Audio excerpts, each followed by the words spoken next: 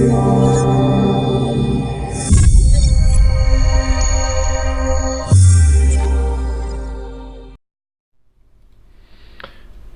ladies and gentlemen, and welcome back to Down to Earth Astronomy. We're once again playing Kerbal space program, and we're ready to launch our first rocket towards the moon. We're on the launch pad, and we have Bob on board, our scientists, and let's go ahead and launch. Oh, the throttle up. That was close. So, the rocket I built here was a small asparagus design, and if you don't know what that is, I'll explain it along the way here. But basically, we only drain fuel from 2 of the tanks at a time. So right now we are draining fuel from these tanks, as you can see, but not the rest of the tanks. And when they run out, we'll ditch those and then just run on 3 engines instead of 5, and we'll drain from the 2 left, the 2 other side tanks, and once they're empty, we will then drain only from the middle tank, just like a conventional rocket. But again, we're flying with Bob, so we do not have SAS, so we have to manually control this. Right now I'm trying to pull my node back towards the due east mark, like so. Oh. No! Shit! Cut the engines. Cut the engines.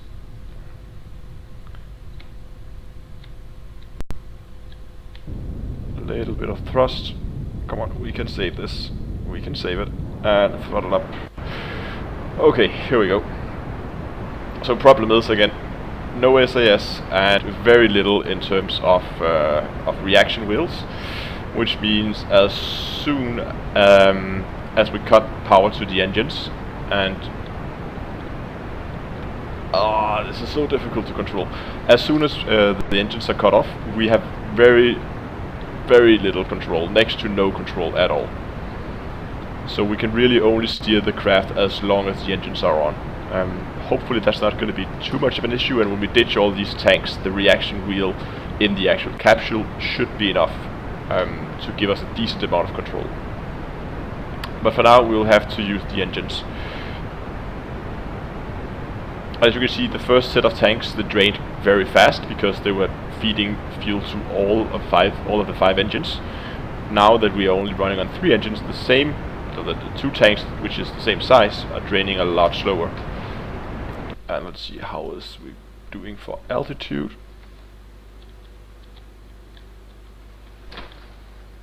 We're doing okay. I think I should begin to flatten out my trajectory a bit.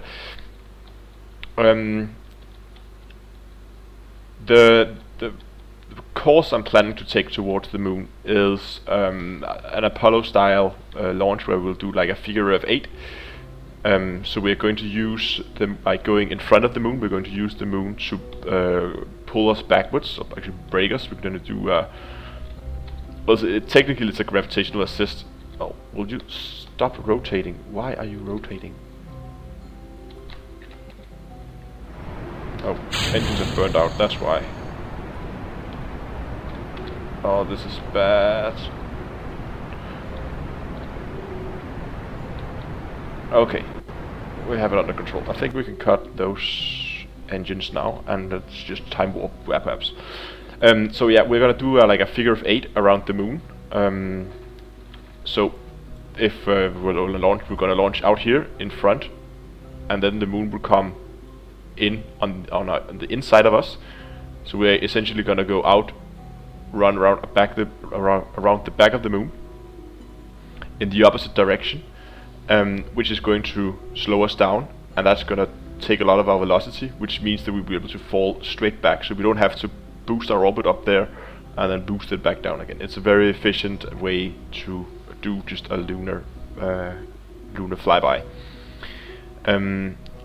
I want to have sceince for both high and low altitude, so we might have to tweak the orbit a bit once we get up there, but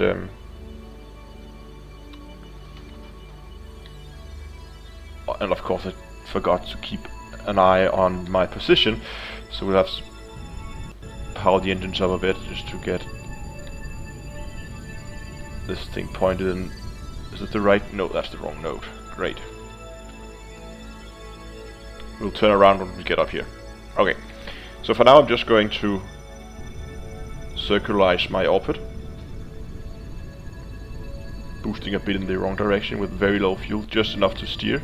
And once we're close to the node, we're firing up the engines to gain more control.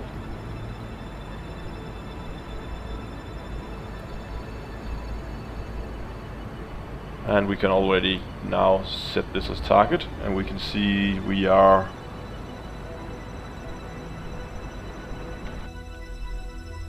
.2 degrees off. That's not too bad actually, considering I did this without SAS. How we for fuel, we're good. So now we just need to make that maneuver node, and this might take some time sitting fiddling around with the maneuver node. As you can see in this particular orbit, we're coming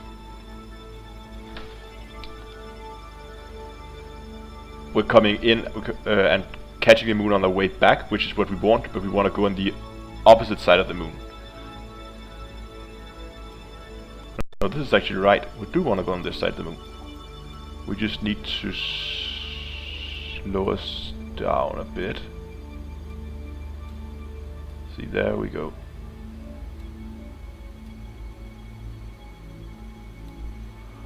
I'm just gonna sit here and fiddle around with the nodes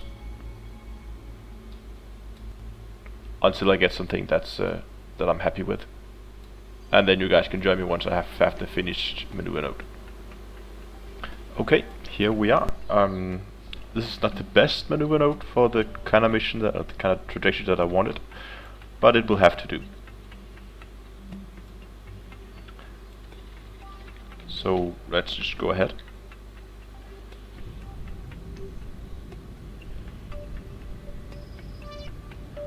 I haven't done it too accurately, simply because, as you can see, we have to burn quite a bit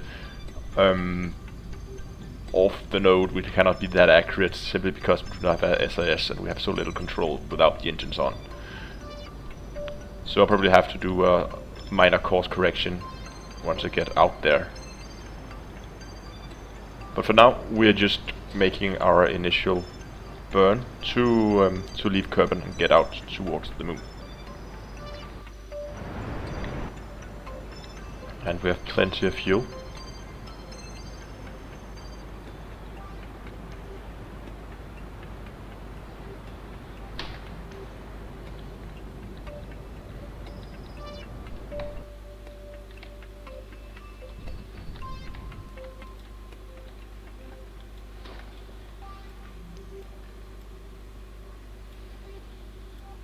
So this is not too bad. The only problem is we are not really coming anywhere near the moon.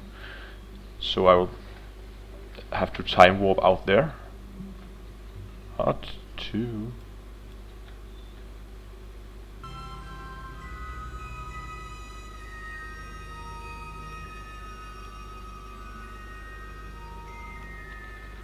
Okay, let's try to correct our course a bit here.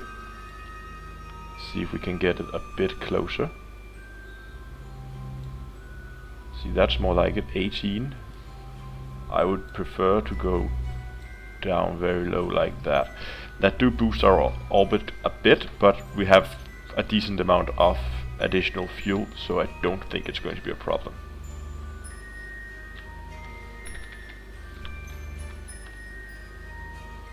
Oh no, we're not like, no, we're not out of electrical charges. I just thought we were out of electrical charges. That would have been bad.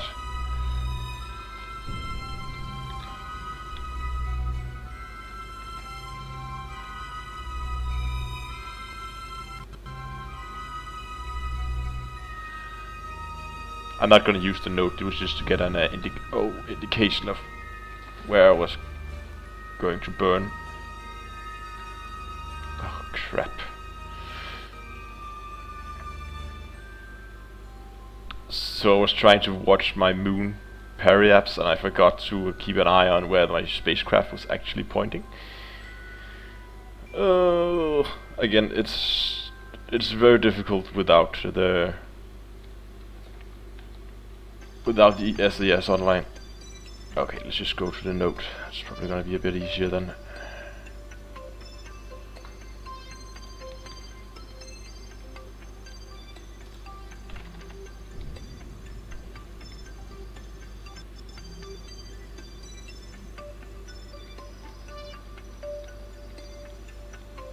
Almost there. Oh. That's it. Nice.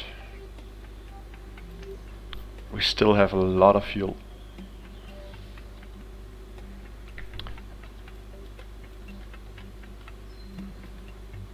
Actually, let's remove that.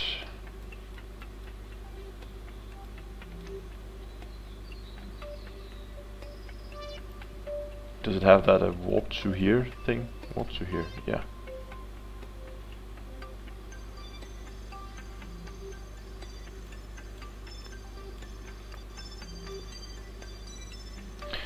So this trajectory is actually a little bit below the surface.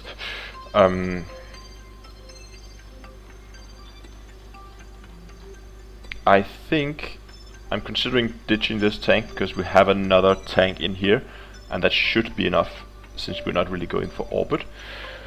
I'm not sure if orbit around the moon is an actual biome itself.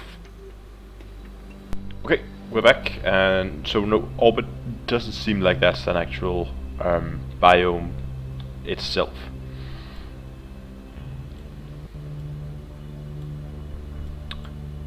So we're just gonna get the high and the low. I'm considering ditching the main tank now because I want the additional control when we're doing the fine things in here close to the moon. So I think I'm going to do that.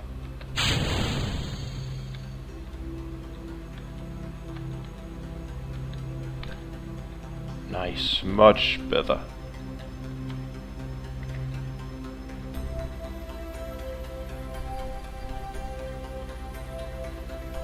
And just the force from the ejection was enough to pull our orbit up above the horizon, above the surface, so we're not crashing any longer, which is nice. So let's go ahead and collect some science. Let's observe the material, or the goo container. We're gonna observe the materials bay. Nice. Can we log the temperature? Yes, we can. Can we do a crew report? And that's EVA. An EVA report.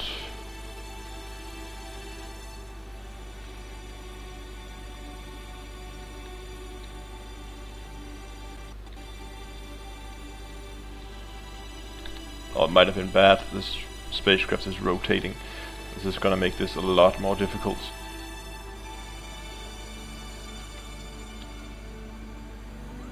Oh. Collect data. Restore. And same here. Collect the data and restore the experiment.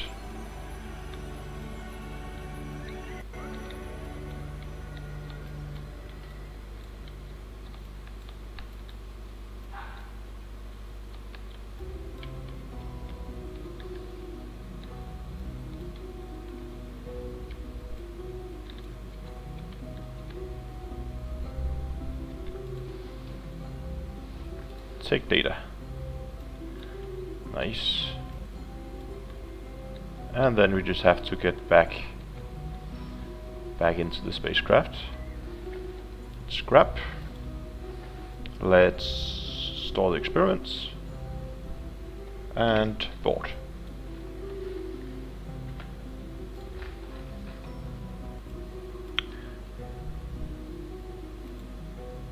And then let's just warp to here.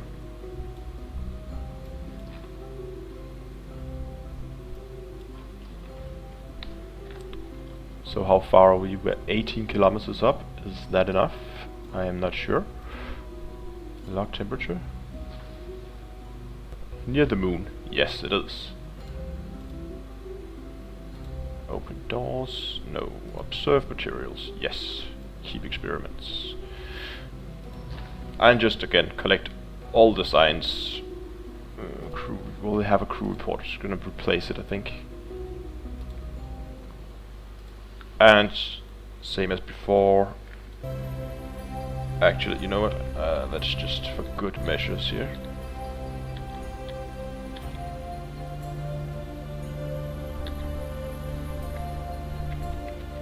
There we go.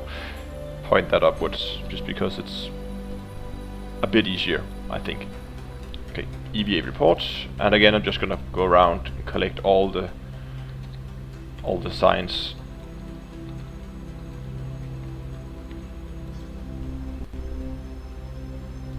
Collect, remove data.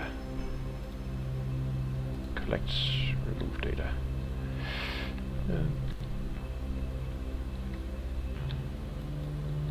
It is a bit, it's a bit eerie being outside this spacecraft when you're this close to the surface.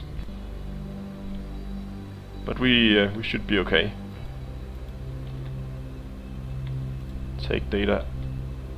Did I do an EVA report? I did. Good.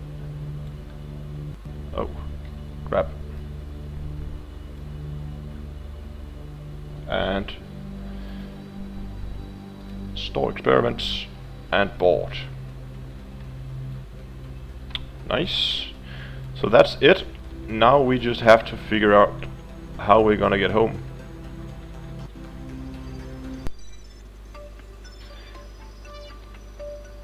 I forgot to activate that engine. There we go. That would have been catastrophic if that engine didn't work.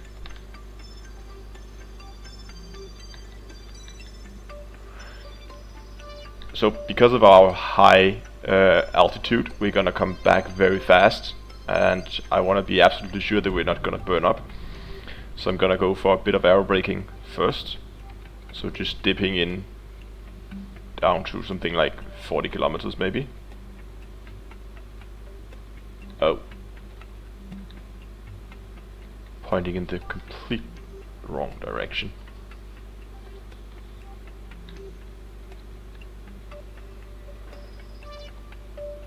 So something like that.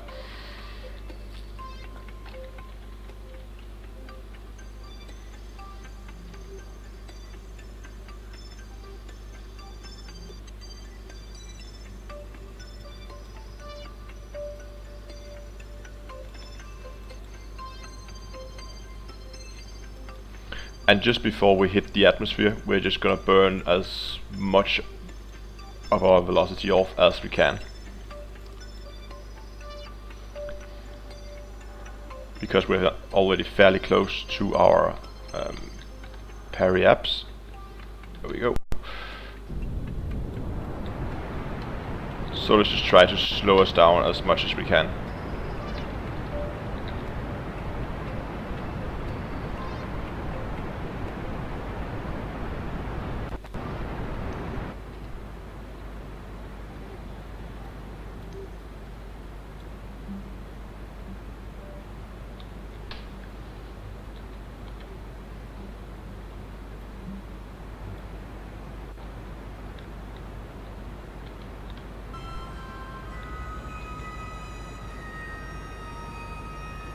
We might actually be able to slow us down enough so we don't need to do the aerobraking maneuver.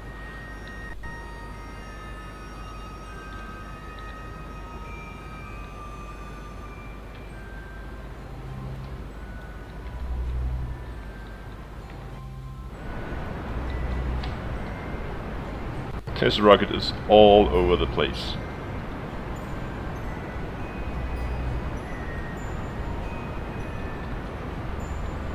Need to keep an eye on my altitude, because I definitely want to ditch this before we get into the atmosphere.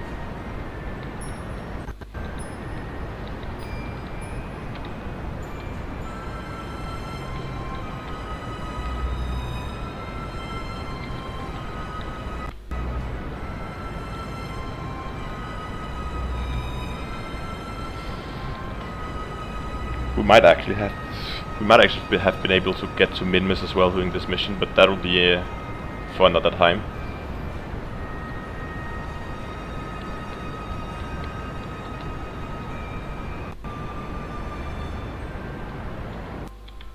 And there we go, out of fuel. So let's ditch that tank. Oh, this is so twitchy.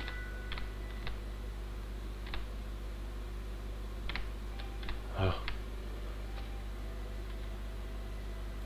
And let's begin to fall down. We're definitely slow enough now that re-entry is not going to be a problem for us.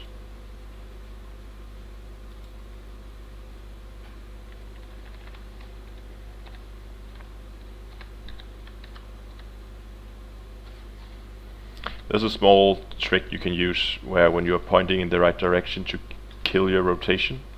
Oh, they removed that. Normally you can kill your rotation by starting time acceleration. But it's okay. Oh, no, no, no. Stop that. Okay, I think we're good. Aerodynamics have taken over, and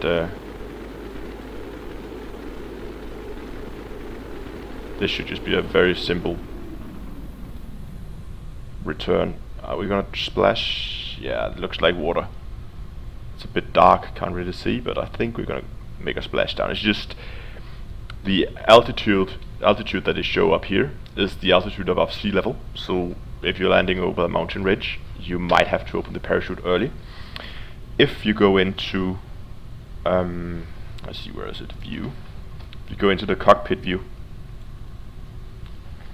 you have the radar altitude down here, and that's the actual altitude above the surface. So if you do this over a mountain ridge, you will be able to see your actual altitude. Now you can't see it because we're landing over water, but you can use that gauge, this one, when you have to judge the landing. So sometimes it's actually easier to land from within the cockpit when you know that your spacecraft is stable and you don't have to really worry about the area underneath or the terrain. So as you can see now, the needle is dropping, and as we reach around 1,000 meters, let's deploy that, and that's the parachute opening. And there's the moon. Beautiful. And again, you guys can join me once I'm back at the Space Center, and we can have a look at how much science we got.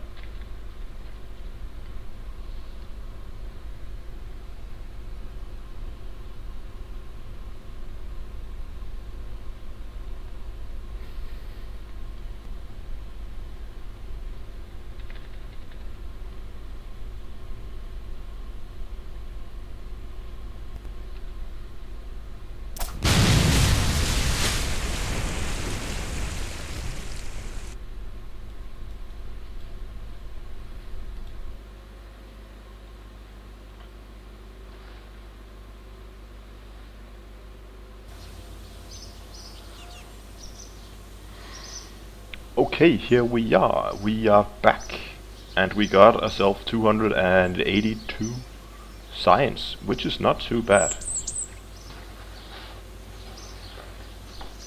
It was an expensive mission. No experience, or 2 experience gained. Nice.